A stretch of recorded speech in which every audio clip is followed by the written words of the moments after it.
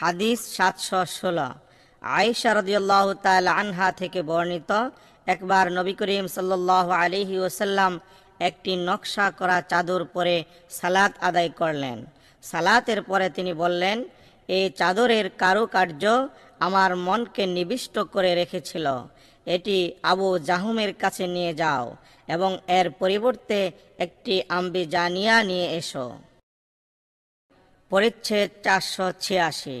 সালাতের মধ্যে কোনো কিছু ঘটলে বা কোনো কিছু দেখলে বা কিবলার দিকে থুতু দেখলে সেদিকে তাকানো। সাহল রহমতুল্লাহ আলাইহি বলেছেন, আবু বকর রাদিয়াল্লাহু তাআলা আনহু তাকালেন এবং নবী করিম সাল্লাল্লাহু আলাইহি ওয়াসাল্লামকে দেখলেন। হাদিস 717। ইবনে উমর রাদিয়াল্লাহু তাআলা আনহুমা থেকে বর্ণিত, তিনি বলেন, নবী করিম সাল্লাল্লাহু আলাইহি ওয়াসাল্লাম লোকদের সামনে দাঁড়িয়ে সালাত আদায় করছিলেন। এমত অবস্থায় মসজিদে কিবলার দিকে থুতু দেখতে পেয়ে তা পরিষ্কার করে ফেললেন। তারপর তিনি সালাত শেষ করে বললেন, তোমাদের কেউ যখন সালাতে থাকে তখন আল্লাহ তার সামনে থাকেন। কাজেই সালাতে থাকা অবস্থায় কেউ সামনের দিকে থুতু ফেলবে না। মুসা ইবনে উকবা ও ইবনে আবু রাওয়াদ রহমতুল্লাহ আলাই, নাফি রহমতুল্লাহ আলাই থেকেও হাদিসটি বর্ণনা করেছেন। হাদিস 718। আনাস ইবনু মালিক রাদিয়াল্লাহু তাআলা আনহু থেকে বর্ণিত, তিনি বলেন, মুসলমানগণ ফজরের সালাতে রত।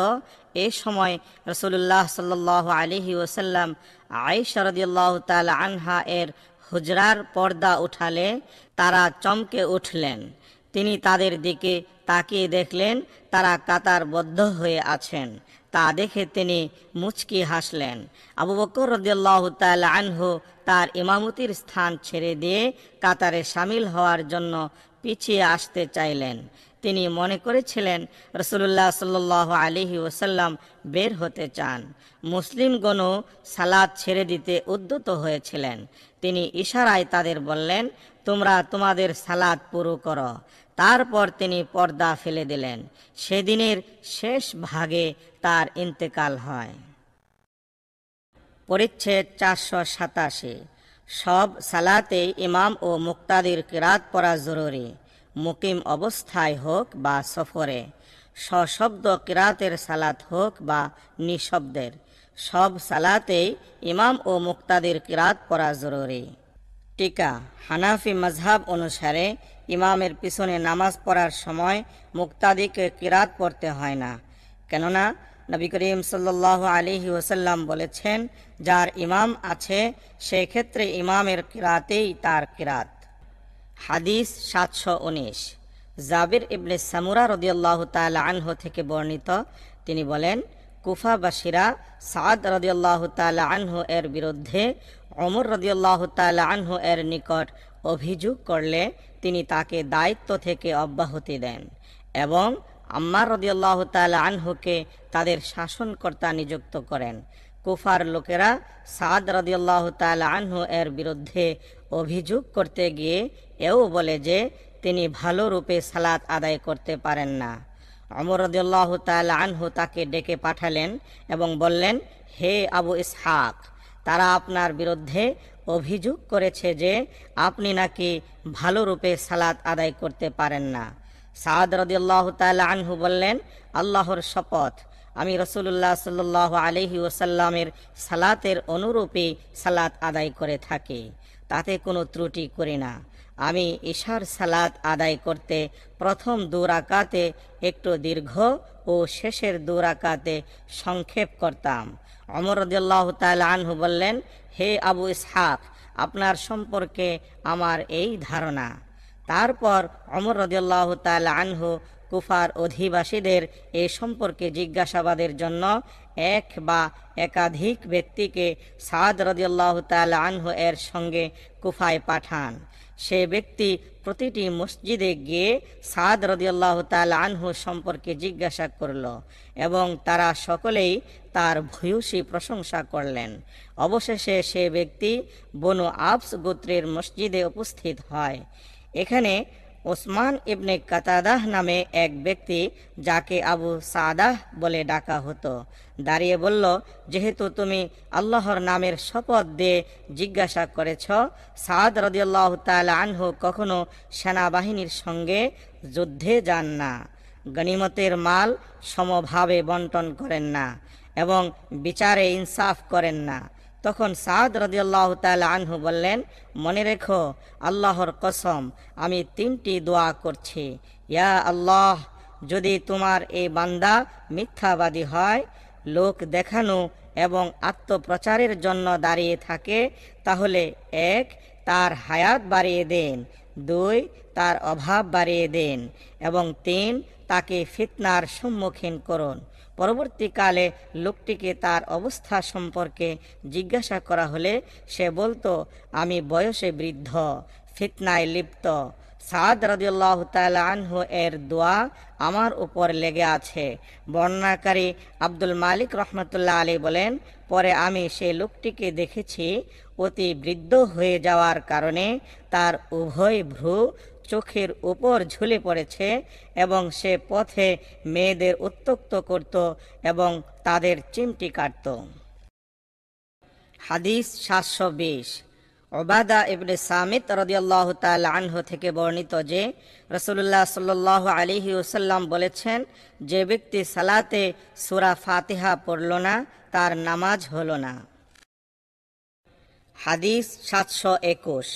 আবু হুরায়রা রাদিয়াল্লাহু তাআলা আনহু থেকে বর্ণিত, রাসূলুল্লাহ সাল্লাল্লাহু আলাইহি ওয়াসাল্লাম মসজিদে প্রবেশ করলেন।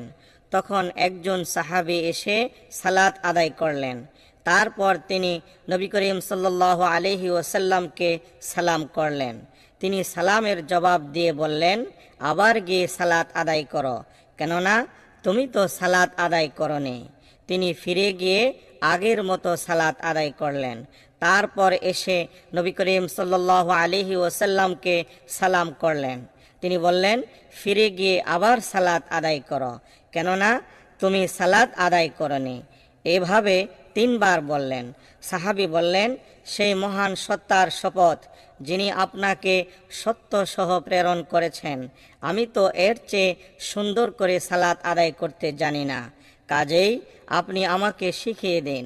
তিনি বললেন, যখন তুমি সালাতের জন্য দাঁড়াবে, তখন তাকবীর বলবে, তারপর কোরআন থেকে যা তোমার পক্ষে সহজ তা পড়বে, তারপর রুকুতে যাবে এবং ধীরস্থিরভাবে রুকু আদায় করবে, তারপর সোজা হয়ে দাঁড়াবে, তারপর সিজদায় যাবে এবং ধীরস্থিরভাবে সিজদা আদায় করবে, তারপর সিজদা থেকে উঠে স্থির হয়ে বসবে, আর এভাবেই পুরো সালাত আদায় করবে। পরিচ্ছেদ 488। জুহুরের সালাতে কিরাত পড়া। হাদিস 722। জাবের ইবনে সামুরা রাদিয়াল্লাহু তাআলা আনহু থেকে বর্ণিত যে সাদ রাদিয়াল্লাহু তাআলা আনহু বলেন, আমি তাদেরকে নিয়ে বিকালের 2 সালাত, জুহুর ও আসর, রাসূলুল্লাহ সাল্লাল্লাহু আলাইহি ওয়াসাল্লামের সালাতের ন্যায় সালাত আদায় করতাম, এতে কোনো ত্রুটি করতাম না। প্রথম 2 রাকাতে কিরাত দীর্ঘায়িত এবং শেষ 2 রাকাতে তা সংক্ষিপ্ত করতাম। ওমর রাদিয়াল্লাহু তাআলা আনহু বলেন, তোমার সম্পর্কে এরূপই ধারণা। হাদিস 723। আবু কাতাদাহ রাদিয়াল্লাহু তাআলা আনহু থেকে বর্ণিত, তিনি বলেন, নবী করিম সাল্লাল্লাহু আলাইহি ওয়াসাল্লাম জুহুরের প্রথম 2 রাকাতে সূরা ফাতিহার সহিত আরও 2টি সূরা পাঠ করতেন। প্রথম রাকাতে দীর্ঘ করতেন এবং দ্বিতীয় রাকাতে সংক্ষেপ করতেন। কখনো কোনো আয়াত শুনিয়ে পড়তেন। আসরের সালাতেও তিনি সূরা ফাতিহার সাথে অন্য 2টি সূরা পড়তেন। প্রথম রাকাতে দীর্ঘ করতেন। ফজরের প্রথম রাকাতেও তিনি দীর্ঘ করতেন এবং দ্বিতীয় রাকাতে সংক্ষেপ করতেন। হাদিস 724। আবু মা'মার রাদিয়াল্লাহু তাআলা আনহু থেকে বর্ণিত, তিনি বলেন, আমরা খাব্বাব রাদিয়াল্লাহু তাআলা আনহুকে জিজ্ঞাসা করলাম, নবী করিম সাল্লাল্লাহু আলাইহি ওয়াসাল্লাম কি জোহর ও আসরের সালাতে কিরাত পড়তেন? তিনি বললেন, হ্যাঁ। আমরা প্রশ্ন করলাম, আপনারা কি করে তা বুঝতেন? তিনি বললেন, তার দাড়ি মুবারকের নড়াচড়ায়। পরিচ্ছেদ 489 আসরের সালাতে কিরাত। হাদিস 725 আবু মা'মার রাদিয়াল্লাহু তাআলা আনহু থেকে বর্ণিত, তিনি বলেন, আমি খাব্বাব ইবনে আরত রাদিয়াল্লাহু তাআলা আনহুকে জিজ্ঞাসা করলাম, নবী করিম সাল্লাল্লাহু আলাইহি ওয়াসাল্লাম কি জোহর ও আসরের সালাতে কিরাত পড়তেন? তিনি বললেন, হ্যাঁ। আমি জিজ্ঞাসা করলাম, আপনারা কি করে তার কিরাত বুঝতেন? তিনি বললেন, তার দাড়ি মুবারকের নড়াচড়ায়। হাদিস 726 আবু কাতাদাহ রাদিয়াল্লাহু তাআলা আনহু থেকে বর্ণিত, তিনি বলেন, নবী করিম সাল্লাল্লাহু আলাইহি ওয়াসাল্লাম জোহর ও আসরের প্রথম 2 রাকাতে সূরা ফাতিহার সাথে একটি সূরা পড়তেন, আর কখনো কখনো কোনো আয়াত আমাদের শুনিয়ে পড়তেন। পরিচ্ছেদ 490 মাগরিবের সালাতে কিরাত। হাদিস 727 ইবনে আব্বাস রাদিয়াল্লাহু তাআলা আনহুমা থেকে বর্ণিত, তিনি বলেন, উম্মুল ফজল রাদিয়াল্লাহু তাআলা আনহু তাকে ওয়াল মুরসালাতি উরফা সূরাটি তেলাওয়াত করতে শুনে বললেন, বেটা, তুমি এই সূরা তেলাওয়াত করে আমাকে স্মরণ করিয়ে দিলে রাসূলুল্লাহ সাল্লাল্লাহু আলাইহি ওয়াসাল্লামকে মাগরিবের সালাতে এই সূরাটি পড়তে শেষবারের মতো শুনেছিলাম। হাদিস 728 মারওয়ান ইবনে হাকাম রহমতুল্লাহ আলাইহি থেকে বর্ণিত, তিনি বলেন, একদা যায়েদ ইবনে সাবিত রাদিয়াল্লাহু তাআলা আনহু আমাকে বললেন, কি ব্যাপার, মাগরিবের সালাতে তুমি যে কেবল ছোট ছোট সূরা তেলাওয়াত করো, অথচ আমি নবী করিম সাল্লাল্লাহু আলাইহি ওয়াসাল্লামকে 2টি দীর্ঘ সূরার মধ্যে দীর্ঘতমটি থেকে পাঠ করতে শুনেছি। টিকা: অপেক্ষাকৃত 2টি দীর্ঘতম সূরা দ্বারা সূরা আরাফ ও সূরা আনআমকে বোঝানো হয়েছে, আর এই 2টির মাঝে দীর্ঘতম হল সূরা আরাফ। হাদিস 729 জুবাইর ইবনে মুতঈম রাদিয়াল্লাহু তাআলা আনহু থেকে বর্ণিত, তিনি বলেন, আমি রাসূলুল্লাহ সাল্লাল্লাহু আলাইহি ওয়াসাল্লামকে মাগরিবের সালাতে সূরা তুর থেকে পড়তে শুনেছি। পরিচ্ছেদ 491 ইশার সালাতে সশব্দে কিরাত।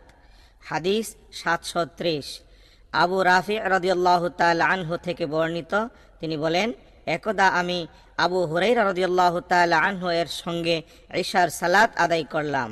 সেদিন তিনি ইদাস সামাউন শাক্কাত সূরাটি তেলাওয়াত করে সিজদা করলেন। আমি তাকে জিজ্ঞাসা করলে তিনি বলেন, আমি আবুল কাসিম সাল্লাল্লাহু আলাইহি ওয়াসাল্লামের পিছনে এই সিজদা করেছি, তাই তার সঙ্গে মিলিত হওয়ার পূর্ব পর্যন্ত এই সূরায় সিজদা করব। হাদিস 731 আদি ইবনে সাবিত রাদিয়াল্লাহু তাআলা আনহু থেকে বর্ণিত, তিনি বলেন, আমি বারা রাদিয়াল্লাহু তাআলা আনহু থেকে শুনেছি যে নবী করিম সাল্লাল্লাহু আলাইহি ওয়াসাল্লাম এক সফরে ইশার সালাতের প্রথম 2 রাকাতের এক রাকাতে সূরা ওয়াত-তিন ওয়াজ-জাইতুন পাঠ করেন। পরিচ্ছেদ 492 ইশার সালাতে সিজদার আয়াত সম্বলিত সূরা তেলাওয়াত। হাদিস 732 আবু রাফি রাদিয়াল্লাহু তাআলা আনহু থেকে বর্ণিত, তিনি বলেন, আমি আবু হুরায়রা রাদিয়াল্লাহু তাআলা আনহু এর সঙ্গে ইশার সালাত আদায় করলাম। তিনি ইদাস সামাউন শাক্কাত সূরাটি তেলাওয়াত করে সিজদা করলেন। আমি তাকে জিজ্ঞাসা করলাম, এ সিজদা কেন? তিনি বলেন, আমি আবুল কাসিম সাল্লাল্লাহু আলাইহি ওয়াসাল্লামের পিছনে এ সূরায় সিজদা করেছি, তাই তার সঙ্গে মিলিত হওয়ার পূর্ব পর্যন্ত আমি এতে সিজদা করব। পরিচ্ছেদ 493 ইশার সালাতে কিরাত। হাদিস 733 বারা রাদিয়াল্লাহু তাআলা আনহু থেকে বর্ণিত, তিনি বলেন, আমি নবী করিম সাল্লাল্লাহু আলাইহি ওয়াসাল্লামকে ইশার সালাতে ওয়াত-তিন ওয়াজ-জাইতুন পড়তে শুনেছি। আমি কাউকে তার চাইতে সুন্দর কণ্ঠ অথবা কিরাত শুনিনি। পরিচ্ছেদ 494 প্রথম 2 রাকাতে কিরাত দীর্ঘ করা ও শেষ 2 রাকাতে তা সংক্ষেপ করা। হাদিস 734 জাবির ইবনে সামুরা রাদিয়াল্লাহু তাআলা আনহু থেকে বর্ণিত, তিনি বলেন, ওমর রাদিয়াল্লাহু তাআলা আনহু সাদ রাদিয়াল্লাহু তাআলা আনহুকে বললেন, আপনার বিরুদ্ধে তারা কুফাবাসীরা সর্ব বিষয়ে অভিযোগ করেছে, এমনকি সালাত সম্পর্কেও। সাদ রাদিয়াল্লাহু তাআলা আনহু বললেন, আমি প্রথম 2 রাকাতে কিরাত দীর্ঘ করে থাকি এবং শেষের 2 রাকাতে তা সংক্ষেপে করি। আমি রাসূলুল্লাহ সাল্লাল্লাহু আলাইহি ওয়াসাল্লামের পিছনে যেরূপ সালাত আদায় করেছি অনুরূপই সালাত আদায়ের ব্যাপারে আমি ত্রুটি করিনি। ওমর রাদিয়াল্লাহু তাআলা আনহু বললেন, আপনি ঠিকই বলেছেন, আপনার ব্যাপারে ধারণা তো এরূপই ছিল। কিংবা তিনি বলেছিলেন, আপনার সম্পর্কে আমার এরূপই ধারণা। পরিচ্ছেদ 495। ফজরের সালাতে কিরাত। উম্মে সালামা রাদিয়াল্লাহু তাআলা আনহা বলেন, নবী করিম সাল্লাল্লাহু আলাইহি ওয়াসাল্লাম সূরা তুর পড়েছেন। হাদিস 735। সাইয়াদ ইবনে সালামা রাদিয়াল্লাহু তাআলা আনহু থেকে বর্ণিত, তিনি বলেন, আমি ও আমার পিতা আবু বারজা আসলামী রাদিয়াল্লাহু তাআলা আনহুর নিকট উপস্থিত হয়ে সালাত সমূহের সময় সম্পর্কে জিজ্ঞাসা করলাম। তিনি বললেন, নবী করিম সাল্লাল্লাহু আলাইহি ওয়াসাল্লাম জোহরের সালাত সূর্য ঢলে গেলেই আদায় করতেন, আর আসর এমন সময় যে সালাতের শেষে কোনো ব্যক্তি সূর্য সজীব থাকতে থাকতেই মদিনার প্রান্ত সীমায় ফিরে আসতে পারত। মাগরিব সম্পর্কে তিনি কি বলেছিলেন তা আমি ভুলে গেছি। আর তিনি ঈশা রাতের তৃতীয়াংশ পর্যন্ত বিলম্ব করতে কোনো দ্বিধা করতেন না, এবং ঈশার আগে ঘুমানো ও পরে কথাবার্তা বলা তিনি পছন্দ করতেন না। আর তিনি ফজর আদায় করতেন এমন সময় যে সালাত শেষে ফিরে যেতে লোকেরা তার পার্শ্ববর্তী ব্যক্তিকে চিনতে পারত। এর 2 রাকাতে অথবা রাবি বলেছেন 1 রাকাতে তিনি 60 থেকে 100 আয়াত পড়তেন। হাদিস 736। আবু হুরাইরা রাদিয়াল্লাহু তাআলা আনহু থেকে বর্ণিত, তিনি বলেন, প্রত্যেক সালাতেই কিরাত পড়া হয়, তবে যেসব সালাত রাসূলুল্লাহ সাল্লাল্লাহু আলাইহি ওয়াসাল্লাম আমাদের শুনিয়ে পড়েছেন আমরাও তোমাদের শুনিয়ে পড়ব, আর যেসব সালাতে আমাদের না শুনিয়ে পড়েছেন আমরাও তোমাদের না শুনিয়ে পড়ব, যদি তোমরা সূরা ফাতিহার চাইতে বেশি না পড়ো সালাত আদায় হয়ে যাবে, আর যদি বেশি পড়ো তা উত্তম। টিকা। ইমাম শাফিঈ রহমতুল্লাহ আলাইহি এর অভিমত ও এরূপ। ইমাম আবু হানিফা রহমতুল্লাহ আলাইহি এর মতে অন্যান্য হাদিসের পরিপ্রেক্ষিতে সূরা ফাতিহার সাথে অন্য সূরা মেলানো ওয়াজিব। পরিচ্ছেদ 496।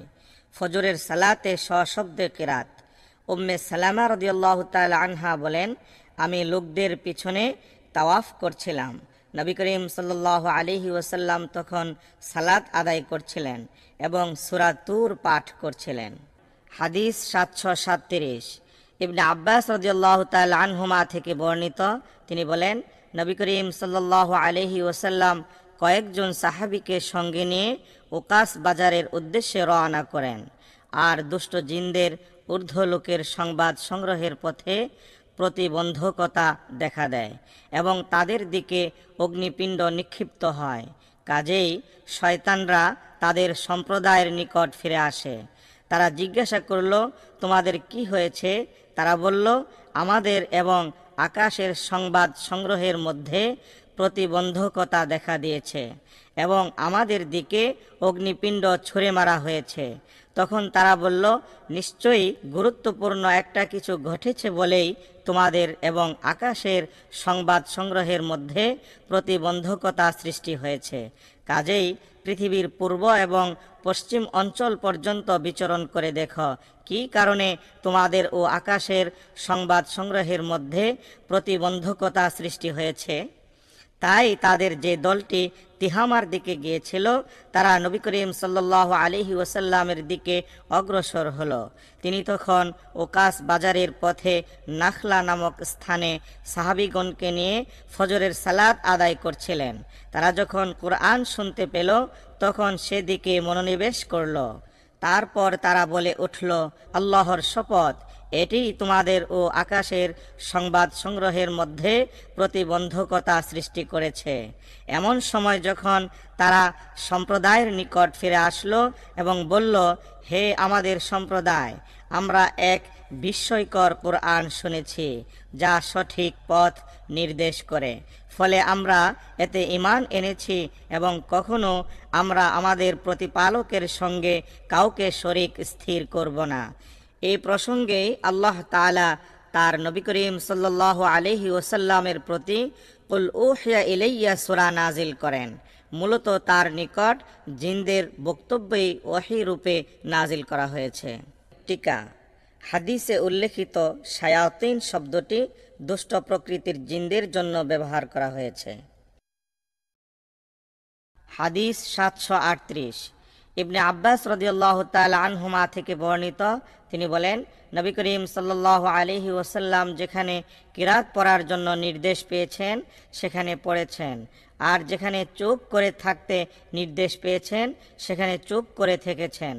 আল্লাহ তাআলার বাণী, লাকাদ কানা লাকুম ফি রাসূলিল্লাহি উসওয়াতুন হাসানাহ, নিশ্চয়ই তোমাদের জন্য আল্লাহর রসুলের মধ্যে রয়েছে উত্তম আদর্শ। সূরা আহজাব আয়াত ২১। টিকা: নবী করিম সাল্লাল্লাহু আলাইহি ওয়াসাল্লাম যেখানে কিরাত সশব্দে পড়ার নির্দেশ পেয়েছেন সেখানে সশব্দে পড়েছেন, আর যেখানে নিঃশব্দে পড়ার নির্দেশ পেয়েছেন সেখানে নিঃশব্দে পড়েছেন। পরিচ্ছেদ ৪৯৭। এক রাকাতে দু সূরা মিলিয়ে পড়া, সূরার শেষাংশ পড়া, এক সূরার আগে আরেক সূরা পড়া এবং সূরার প্রথমাংশ পড়া। আব্দুল্লাহ ইবনে সাইব রাদিয়াল্লাহু তাআলা আনহু থেকে বর্ণিত যে নবী করিম সাল্লাল্লাহু আলাইহি ওয়াসাল্লাম ফজরের সালাতে সূরা মুমিনুন পড়তে শুরু করেন। যখন মুসা আলাইহিস সালাম ও হারুন আলাইহিস সালাম বা ঈসা আলাইহিস সালামের আলোচনা এলো, তার কাশি উঠল, আর তখন তিনি রুকুতে চলে গেলেন। ওমর রাদিয়াল্লাহু তাআলা আনহু প্রথম রাকাতে সূরা বাকারার ১২০ আয়াত তিলাওয়াত করেন এবং দ্বিতীয় রাকাতে মাসানি সূরা সমূহের কোনো একটি তিলাওয়াত করেন।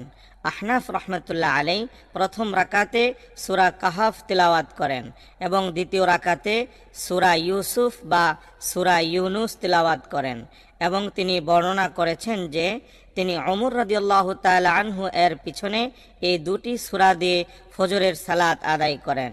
ইবনে মাসউদ রাদিয়াল্লাহু তাআলা আনহু প্রথম রাকাতে সূরা আনফালের ৪০ আয়াত পড়েন এবং দ্বিতীয় রাকাতে মুফাসসাল সূরা সমূহের একটি পড়েন। যে ব্যক্তি দু রাকাতে একই সূরা ভাগ করে পড়ে বা দু রাকাতে একই সূরা দোহরিয়ে পড়ে, তার সম্পর্কে কাতাদা রাদিয়াল্লাহু তাআলা আনহু বলেন, সবই মহান পরাক্রমশালী আল্লাহ তাআলার কিতাব, অর্থাৎ এতে কোনো দোষ নেই। ওবাইদুল্লাহ রাদিয়াল্লাহু তাআলা আনহু কুবার মসজিদে তাদের ইমামতি করতেন। তিনি সশব্দে কিরাত পড়া হয় এমন কোনো সালাতে যখনই কোনো সূরা তিলাওয়াত করতেন, কুল হুয়াল্লাহু আহাদ সূরা দ্বারা শুরু করতেন, তা শেষ করে অন্য একটি সূরা এর সাথে মিলিয়ে পড়তেন, আর প্রতি রাকাতেই তিনি এরূপ করতেন। তার সঙ্গীরা এই ব্যাপারে তার কাছে বললেন যে, আপনি এই সূরাটি দিয়ে শুরু করেন, এটি যথেষ্ট হয় বলে আপনি মনে করেন না, তাই আরেকটি সূরা মিলিয়ে পড়েন। হয় আপনি এটিই পড়বেন, না হয় এটি বাদ দিয়ে অন্যটি পড়বেন। তিনি বললেন, আমি এটি কিছুতেই ছাড়তে পারবো না। আমার এইভাবে ইমামতি করা যদি আপনারা অপছন্দ করেন তাহলে আমি আপনাদের ইমামতি ছেড়ে দেব। কিন্তু তারা জানতেন যে তিনি তাদের মাঝে উত্তম, তিনি ব্যতীত অন্য কেউ তাদের ইমামতি করুক, এটা তারা অপছন্দ করতেন। পরে নবী করিম সাল্লাল্লাহু আলাইহি ওয়াসাল্লাম যখন তাদের এখানে আগমন করেন, তারা বিষয়টি নবী করিম সাল্লাল্লাহু আলাইহি ওয়াসাল্লামকে জানান। তিনি বললেন, হে অমুক, তোমার সঙ্গীগণ যা বলেন তা করতে তোমাকে কিসে বাধা দেয়?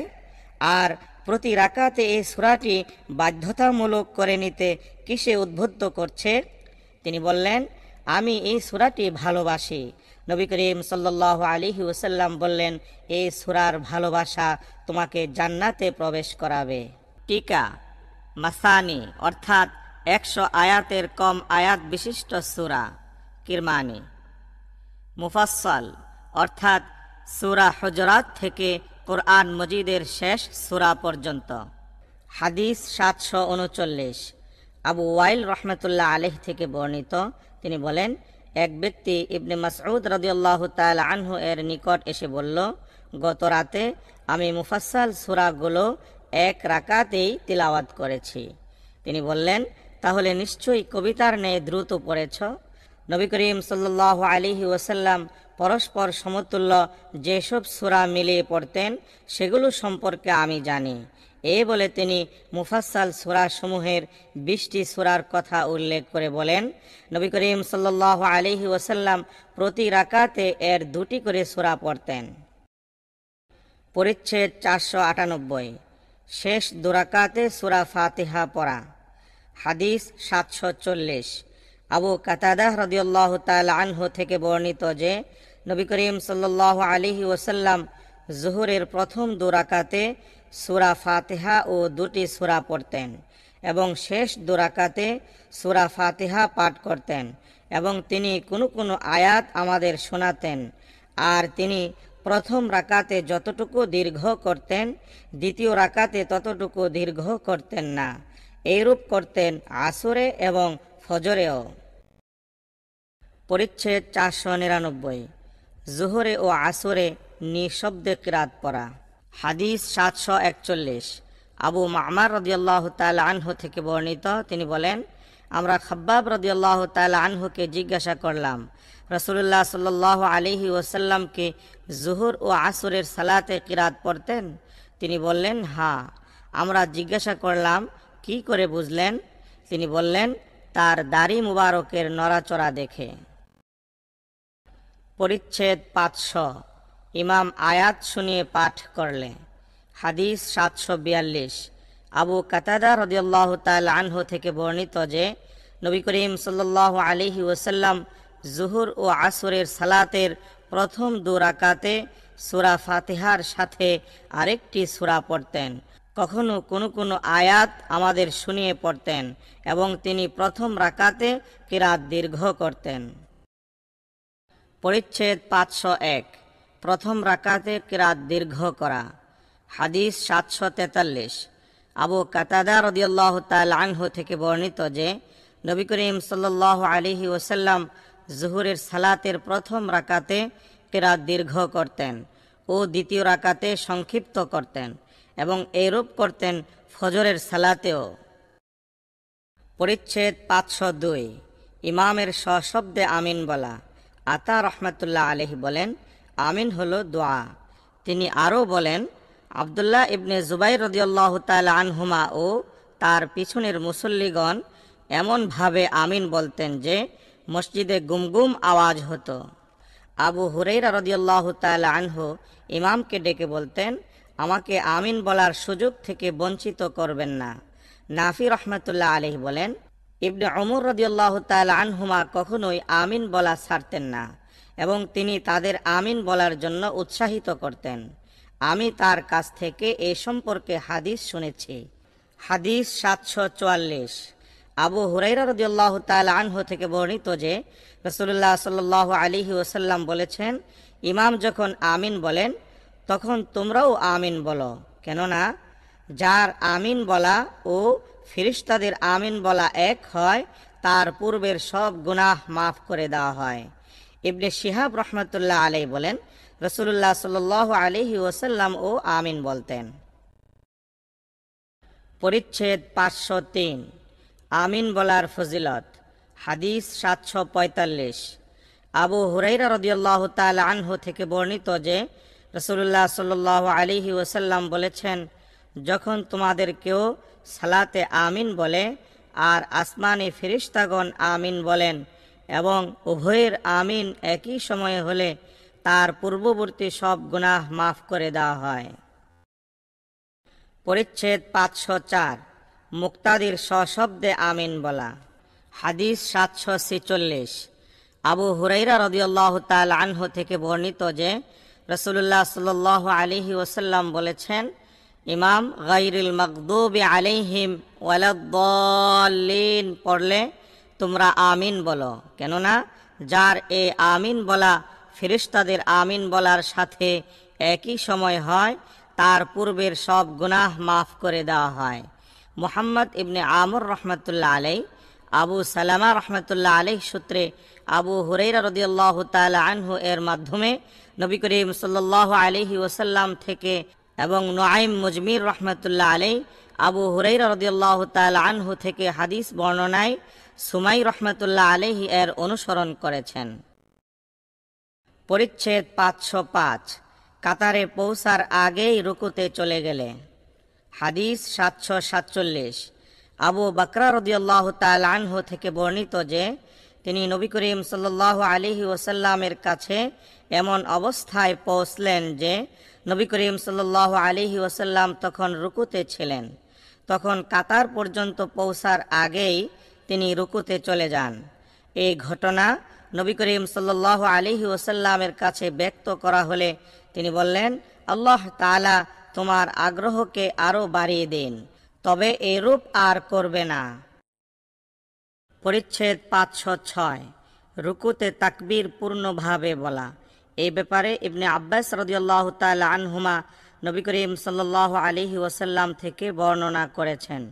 এই বিষয়ে মালিক ইবনে হুয়াইরিস রাদিয়াল্লাহু তাআলা আনহু থেকেও রিওয়ায়াত বর্ণিত আছে। হাদিস 748 ইমরান ইবনে হুসাইন রাদিয়াল্লাহু তাআলা আনহু থেকে বর্ণিত, তিনি বসরায় আলী রাদিয়াল্লাহু তাআলা আনহু এর সঙ্গে সালাত আদায় করলেন। তারপর বললেন, ইনি আলী রাদিয়াল্লাহু তাআলা আনহু আমাকে রাসূলুল্লাহ সাল্লাল্লাহু আলাইহি ওয়াসাল্লামের সঙ্গে আদায়কৃত সালাতের কথা স্মরণ করিয়ে দিয়েছেন। আর তিনি উল্লেখ করেন যে নবী করিম সাল্লাল্লাহু আলাইহি ওয়াসাল্লাম প্রতিবার মাথা উঠাতে ও নামাতে তাকবীর বলতেন। হাদিস 749 আবু হুরায়রা রাদিয়াল্লাহু তাআলা আনহু থেকে বর্ণিত যে তিনি তাদের সঙ্গে সালাত আদায় করতেন এবং প্রতিবার ওঠা বসার সময় তাকবীর বলতেন। সালাত শেষ করে তিনি বললেন, তোমাদের মধ্যে আমার সালাত এই রাসূলুল্লাহ সাল্লাল্লাহু আলাইহি ওয়াসাল্লামের সালাতের সাথে বেশি সাদৃশ্যপূর্ণ। পরিচ্ছেদ 507 সিজদার তাকবীর পূর্ণভাবে বলা। হাদিস 750 মুতাররিফ ইবনে আব্দুল্লাহ রাদিয়াল্লাহু তাআলা আনহু থেকে বর্ণিত, তিনি বলেন, আমি এবং ইমরান ইবনে হুসাইন রাদিয়াল্লাহু তাআলা আনহু আলী ইবনে আবু তালিব রাদিয়াল্লাহু তাআলা আনহু এর পিছনে সালাত আদায় করলাম। তিনি যখন সিজদায় গেলেন তখন তাকবীর বললেন, সিজদা থেকে যখন মাথা উঠালেন তখনও তাকবীর বললেন, আবার 2 রাকাতের পর যখন দাঁড়ালেন তখনও তাকবীর বললেন। তিনি যখন সালাত শেষ করলেন তখন ইমরান ইবনে হুসাইন রাদিয়াল্লাহু তাআলা আনহু আমার হাত ধরে বললেন, ইনি আলী রাদিয়াল্লাহু তাআলা আনহু আমাকে মুহাম্মদ সাল্লাল্লাহু আলাইহি ওয়াসাল্লামের সালাত স্মরণ করে দিয়েছেন, বা তিনি বলেছিলেন, আমাদের নিয়ে মুহাম্মদ সাল্লাল্লাহু আলাইহি ওয়াসাল্লামের সালাতের ন্যায় সালাত আদায় করেছেন।